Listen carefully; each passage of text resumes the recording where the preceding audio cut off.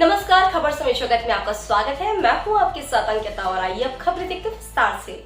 भोपाल मदुरई के प्लास्टिक व्यापारी से गन पॉइंट पर हुई लूट के मामले का क्राइम ब्रांच ने खुलासा किया। इस मामले में पुलिस ने 3 आरोपियों को हिरासत में लिया है। शातिर आरोपियों ने मदुरई के बड़े प्लास्टिक व्यापारी से फोन पर संपर्क कर माल दिखाने के बहाने भोपाल बुलाया था और फिर एयरपोर्ट रोड से कार में बैठाकर व्यापारी के साथ गन पॉइंट पर 21 लाख रुपए की बड़ी लूट को अंजाम दिया था। आरोपियों ने व्यापारी से अलग अलग खातों में 21 लाख रुपए ऑनलाइन ट्रांसफर कराए थे और पीड़ित को इंदौर हाईवे पर बीच रास्ते में छोड़कर फरार हो गए थे। क्राइम ब्रांच ने बताया कि बी सतीश मदुरई के रहने वाले हैं और प्लास्टिक के माल का व्यापार करते हैं। उन्हें एक व्यक्ति व्हाट्सएप के जरिए पिछले 4 महीने से माल देने की बात कर रहा था। माल दिखाने के बहाने ही व्यापारी को भोपाल बुलाया और उसके बाद भोपाल एयरपोर्ट के पास से व्यापारी को अगवा कर लूट कर ली। ये घटना है जिसमें एक मदुरई के व्यापारी को भोपाल बुलाकर उससे मारपीट करके कुछ पैसे उगाही की गई थी। इसमें हमने एक 364, 365, 368 आईपीसी के अंतर्गत एक मामला दर्ज किया था। इस पूरे मामले में जो पूछताछ हुई फरियादी से, उसने पूरी घटना बताई कि वो गांधीनगर एयरपोर्ट पर आया और वहाँ पर उसने फ़ोन पर बात की जिस व्यक्ति से उसकी लगातार बात चल रही थी बिज़नेस के संबंध में। और फिर इन लोग एक गाड़ी में जाकर बैठे और उस गाड़ी में पहले से 3 लोग बैठे हुए थे और वहाँ पर पहुँचने पर उन लोगों ने उसको गाड़ी में बंद किया और उसे मारपीट की।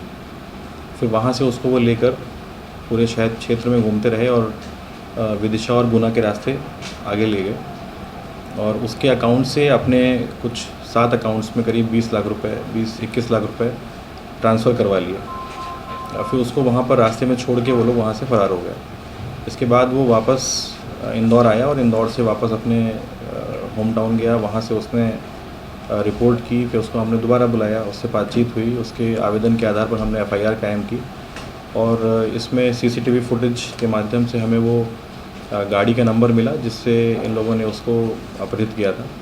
और फिर उसमें जो नंबर आया उससे और आगे पूछताछ करने में पता लगा कि ये इसमें कुल 3 लोग आरोपी हैं, उनके नाम आए हैं, जिसमें एक हमीद जो कि ईटखेड़ी का निवासी है वो इसमें आरोपी है। इसके अलावा एक सद्दाम करके व्यक्ति है जो गाड़ी ड्राइव कर रहा था। तीसरा व्यक्ति है आशिक जो साथ में था और जिसने मारपीट की है। इसके अलावा फरियादी ने ये भी बताया था कि विदिशा में एक कमरे पर इसको उन लोगों ने करीब 3-4 घंटे के लिए नज़रबंद किया था और वहाँ पर भी इसको डांट डपट के पैसे लेने की बात कर रहे थे। तो उस संबंध में भी हम लोगों ने जो उस मकान का जो वो है मालिक है उसको भी आरोपी बनाया है। इसकी उम्र करीब 60 साल है और अभी हमने 3 लोगों को हिरासत में लिया है। जो धनराशि है वो जिन अकाउंट्स में गई है उनके भी हम लोग पड़ताल कर रहे हैं।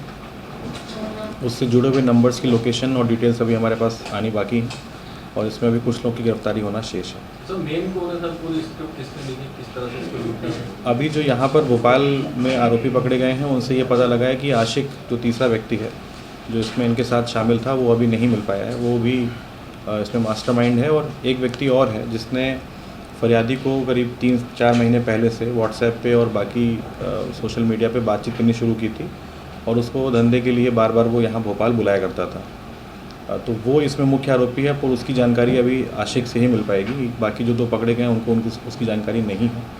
और जिन अकाउंट्स में पैसा गया है वो अकाउंट अभी फर्जी प्रतीत हो रहे हैं, जैसे यूजुअली साइबर फ्रॉड्स में अकाउंट्स यूज़ किए जाते हैं।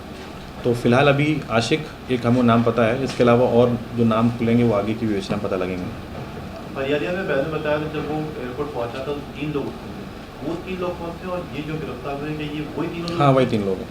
ठीक है, बाकी लोगों की इसमें क्या भूमिका रहेगी और कितने दिन तक जो फरियादी है वो उनके कब्जे में रहा था? आप बता रहे हैं विदिशा में 4 घंटे रखा था। हाँ, एक दिन की बात है ये। वो दिन में 12 बजे एयरपोर्ट पे आया है। लगभग 2 बजे के आसपास ये लोग उसको वहाँ से लेकर रवाना हो गए हैं और शाम को 7-8 बजे तक वो उसको 8 बजे तक विदिशा में उन्होंने रखा था।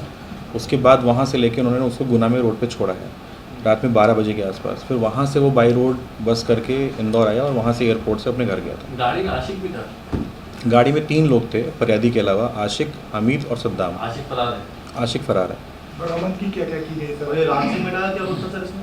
किसका? ये राम सिंह मीणा का जो राम सिंह मीणा इसमें वो व्यक्ति है जिसके मकान पर ये लोग जाके रुके थे 4-5 घंटे के लिए और उससे वहाँ पर उगाही करने की बात कर रहे ये हैं। सब आपस में कनेक्ट है या इसी काम के लिए लोग कनेक्ट हुए? ये 3 व्यक्ति हमीद, आशिक और सद्दाम तो कनेक्टेड हैं आपस में। ये लोग पहले से जानते थे दूसरे को।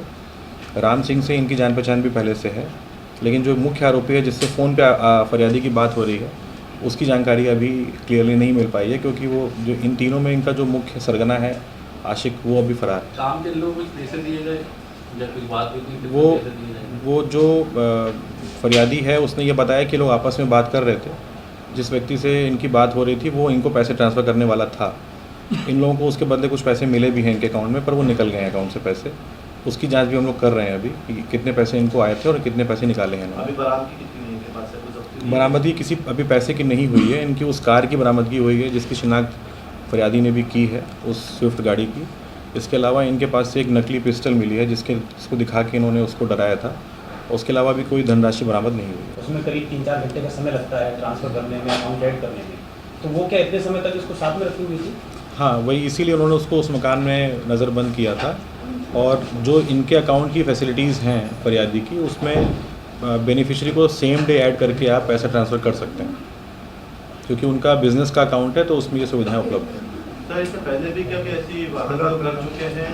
इस तरह के कोई घटनाएं की हैं पहले भी? नहीं, इसमें एक ही व्यक्ति का पूर्व का रिकॉर्ड मिला है, वो भी मोस्टली चोरी का है और मारपीट का, और एक लूट का मामला है उसमें। आधे से ज़्यादा हाँ, तो उसके अलावा और बाकी किसी का कोई ऐसा पूर्व का रिकॉर्ड नहीं मिला है कि इस तरह की घटनाओं में शामिल रहे हों।